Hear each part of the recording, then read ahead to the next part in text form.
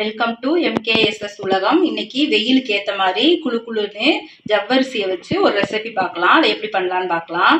அதுக்கு 1 கப்பு ஜவ்வரிசி எடுத்திருக்கேன். மாவு ஜவ்வரிசி பெரிய பெரிய தாகம், அது 1 கப்பு ஒரு கிண்ணத்தில் சேர்த்துக்கலாம். இப்போ ஜவ்வரிசி இது மாதிரி நல்லா மாவு ஜவ்வரிசி தான் யூஸ் பண்ணணும், அப்போ தான் இந்த டிஷ் வரும். இப்போ கடைகளில் வந்து இந்த மாதிரி ஜவ்வரிசியும் கிடைக்கும். இது வந்து பாயாசத்துக்கு இதுக்கு தான் நல்லாயிருக்கும். இந்த ஜவ்வரிசியை யூஸ் பண்ணி செஞ்சால் இந்த டிஷ் வந்து வராது, பார்த்துக்கோங்க. இதே மாதிரி இருக்கணும் ஜவ்வரிசி. இப்போ நம்ம 1 கப்பு மாவு ஜவ்வரிசி எடுத்திருக்கோம். அதுக்கு அதே கப்பில் 1 கப்பு சுடுதண்ணி ஊற்றி ஊற வச்சுக்கலாம். 1 கப்பு ஜவ்வரிசிக்கு 1 கப்பு சுடுதண்ணி ஊற்றி ஊற வைக்கிறதுனால சீக்கிரமே ஊறிடும். நம்ம நார்மல் வாட்டர் ஊற்றினோம்னா கொஞ்சம் ஊறுறதுக்கு டைம் ஆகும், அதனால தான் சுடுதண்ணி ஊற்றி ஊற வைக்கிறோம். இப்போ இது வந்து அப்படியே 1/2 மணி நேரம் ஊறட்டும். ஜவ்வரிசி ஓரளவுக்கு ஊறி இருக்கு 1/2 மணி நேரமா.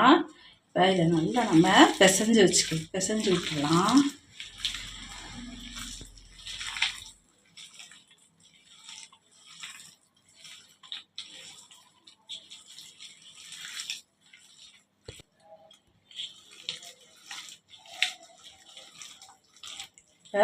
நம்ம பிசைஞ்சிட்டோம் இந்த அளவுக்கு.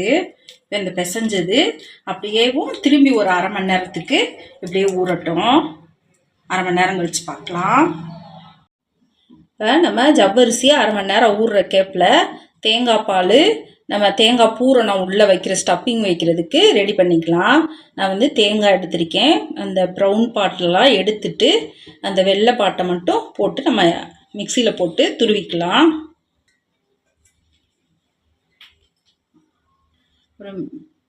ஒரு 6 ஏலக்காய் நான் எடுத்திருக்கேன். இது ரொம்ப சின்ன ஏலக்காய், அதனால 6 ஏலக்காய் எடுத்திருக்கேன். நீங்கள் பெருசாக இருந்துச்சுன்னா ஒரு 4 இல்லாட்டினா 3 சேர்த்துக்கோங்க.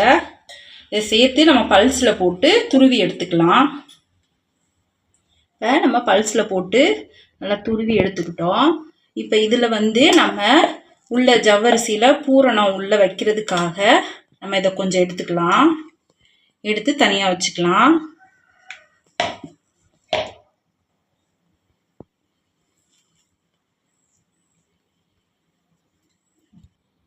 இப்போ இவ்வளோ தேங்காய் துருவல் நான் எடுத்து வச்சுருக்கேன் தனியாக.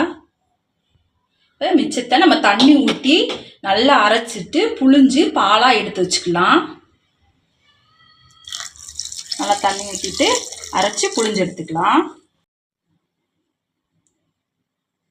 நம்ம தேங்காவை அரைச்சிட்டு பாலாக எடுத்து வச்சிட்டோம். நல்லா திக்கான பாலாக எடுத்து வச்சுருக்கோம். இந்த ஒரு ஓரமாக வச்சுக்கலாம். இப்போ நம்ம எடுத்து வச்ச தேங்காய் துருவலில் 1 டேபிள் ஸ்பூன் நம்ம ஜீனி சேர்த்துக்கலாம். உங்கள் இனிப்புக்கு ஏற்ற மாதிரி நீங்கள் ஜீனி சேர்த்துக்கோங்க. இதை நம்ம கலந்து விட்டுறலாம். இப்போ நம்ம கலந்து வச்சுட்டோம். இதையும் நம்ம ஓரமாக வச்சுக்கலாம். நம்ம ஊற வச்சு அடுத்து ஒரு 1/2 மணி நேரம் ஊற வச்சோம். நல்லா ஊறிடுச்சு. இதை திரும்பவும் நல்லா அப்படி நல்லா பிசைஞ்சு விட்டுக்கலாம்.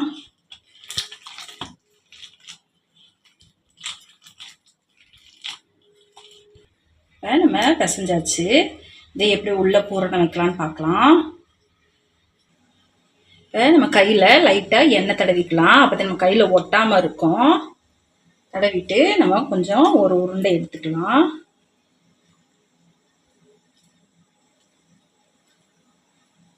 எடுத்துட்டு உள்ளங்கையில் வச்சு நல்லா அப்படி தட்டி விட்டுக்கோங்க.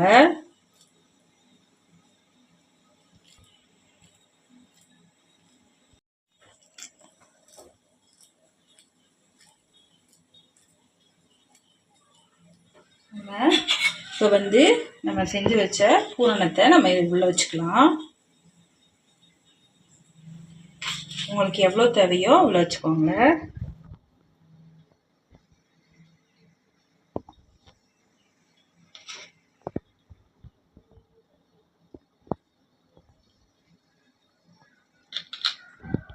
நம்ம இதை நல்லா உள்ள அமுக்கி விட்டு நல்லா அப்படி உருண்டையாக அப்படி பிடிச்சிக்கலாம்.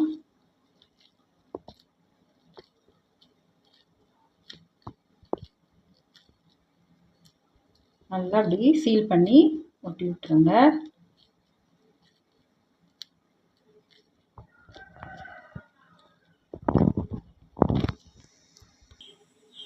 நல்லா உருட்டியாச்சு. இதை நம்ம வச்சுட்டு இப்போ எல்லாத்தையும் நம்ம அதே மாதிரி ரெடி பண்ணிக்கலாம்.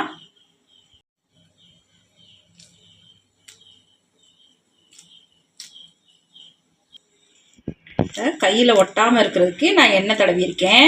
இன்னும் உங்களுக்கு எண்ணெய் தடவுறதுக்கு விருப்பம் இல்லை அப்படின்னா பக்கத்தில் ஒரு கிண்ணத்தில் தண்ணி வச்சுக்கிட்டு தண்ணியில் கையை நல்லா முக்கிட்டு தொளிச்சிட்டு வெளியே கீழே தொளிச்சிட்டு அப்புறமா நீங்கள் இது பண்ணிக்கிங்க. தண்ணியை இதில் ரொம்ப சேர்த்துடக்கூடாது, கொல கொலன்னு ஆயிரும்.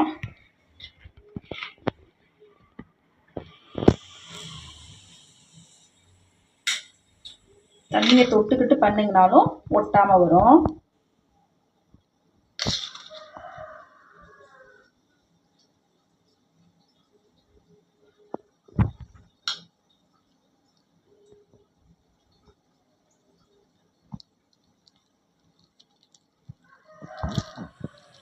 நான் வந்து இட்லி தட்டில் எண்ணெய் தடவி வச்சுருக்கேன். நீங்கள் எண்ணெய் தடவுறதுக்கு விருப்பம் இல்லைன்னா துணி விரித்து கூட நீங்கள் வச்சுக்கலாம். நம்ம பண்ணி வச்ச உருண்டையை நம்ம இதில் சேர்த்துக்கலாம். நான் இன்றைக்கி 3 பேர் சாப்பிட்றதுக்காக நான் பண்ணியிருக்கேன். நீங்கள் எத்தனை பேர் சாப்பிட்ணுமோ அத்தனை உருண்டை நீங்கள் வச்சுக்கோங்க. இப்போ நம்ம எப்பயும் மாதிரி இட்லி வேக வைக்கிற மாதிரி இட்லி சட்டியில் வச்சு நம்ம வேக வச்சு எடுத்துக்கலாம். இது வந்து ஒரு 10 நிமிஷம் வெந்துச்சுன்னா போதும். 10 நிமிஷம் வேகட்டும். இப்போ நம்ம வச்சு 10 நிமிஷம் ஆயிடுச்சு. திறந்து பார்க்கலாம். வந்து நல்லா வெந்துருச்சு. இப்போ வெந்துருச்சான்னு நல்லா வெந்துருச்சான்னு பார்க்குறதுக்கு நல்லா பளபளன்னு இருக்குன்னு பாருங்கள். ஜவ்வரிசி வந்து நல்லா பளபளன்னு இருக்கும். அப்போ அது வெந்துருச்சுன்னு அர்த்தம். நல்லா சாஃப்டாக அப்படி இருக்குது. இப்போ நம்ம இதை வெளியே எடுத்துக்கலாம்.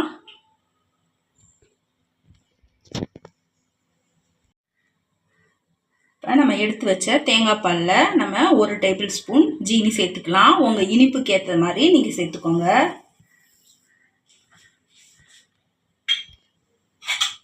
நம்ம நல்லா கலந்து விட்டுறலாம் ஜீனி கரையிற வரைக்கும். இப்போ ஜீனி வந்து தேங்காய் பாலில் நல்லா கரைஞ்சிருச்சு. நம்ம எடுத்து வச்ச இந்த இதில் சேர்த்துக்கலாம். நம்ம ஒரு தட்டில் எடுத்து வச்சுருக்கோம். நம்ம வந்து தேங்காய் பாலை இதில் சேர்த்துக்கலாம். நல்லா தேங்காய் பாலில் இது நல்லா ஊறுனா நல்லாயிருக்கும்.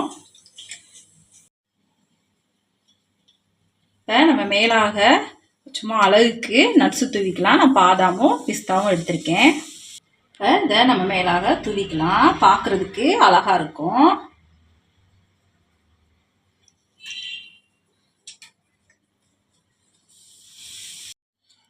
தேங்காய் பால் ஜவ்வரிசி உருண்டை ரெடி ஆயிடுச்சு. அடிக்கிற வெயிலுக்கு நல்லா குளிர்ச்சியாக ஜில்லுன்னு இருக்கும். வயிற்றில் புண்ணு ஏதாவது இருந்தாலும் ஆறிடும். இதை வந்து வாரத்துக்கு 1 நாளோ 2 நாளோ செஞ்சு சாப்பிட்டிங்கன்னா உடம்பு நல்லா குளிர்ச்சியாக இருக்கும். நீங்களும் இதே மாதிரி செஞ்சு சாப்பிட்டு பாருங்கள். நம்ம வீடியோ பிடிச்சிருந்துச்சின்னா வீடியோவுக்கு ஒரு லைக் பண்ணுங்கள், சப்ஸ்கிரைப் பண்ணி சப்போர்ட் பண்ணுங்கள். நன்றி.